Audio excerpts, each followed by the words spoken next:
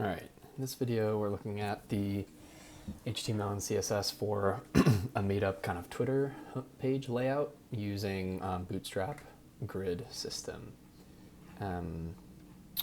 So here's what the layout looks like on kind of a desktop, medium screen size, aka computer desktop. And here's what it adjusts to on small screens, aka like on iPhones. So here I have iPhone Pro Max. We can also look at iPhone 12 Pro. There's some dynamic responsive changes here where we're bumping down some of the elements that are in the navigation bar. We're using a different number of columns. So if I switch this back off, you can see, for example, in this row, we have 3 of the images. Same here, 3. And then when we're on mobile, that bumps down to 2. Again, bumps down to 2. For that kind of first large image, you see it takes up half the width of the grid, but on the phone, it takes up the whole width. It's just one column. So yeah, I'll show you a little bit more about how this works. So here's our HTML over here on the right. And we have our kind of styles defined. We have a few classes and a few IDs. The IDs are with the hashtag and the classes are with the dot.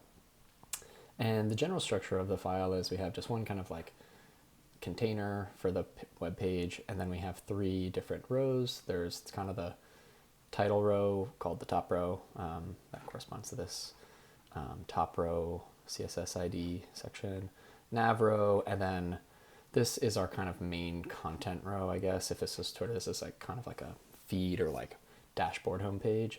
So most of the interesting stuff is in there, so we can maybe click in there and take a look.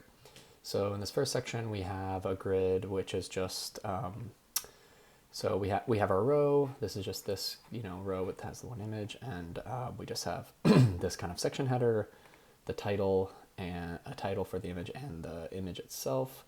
These are each in their own row, and then we've defined this column using Bootstrap convention that on medium screens that it will use a 6, which is half. There are 12 different columns, so 6 is half. And then on small screens, this second part called 12 will use the full 12. So again, if we switch, you can see it uses the full width. Back to desktop, it only uses half. That's kind of the core piece to this, is knowing how many columns. So we go down to the next one, there's 4 columns. Each of these images is 1/4 of the width of the screen of the grid.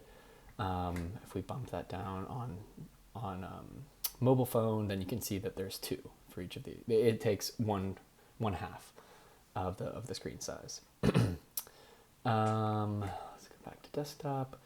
Let's zoom in maybe on here. How about this? This is the grid within grid. So here's one row, and we wanted the kind of this whole other grid within grid section to take up a third. And then within that we have, it's like a 3x3 grid within that a third of the width column.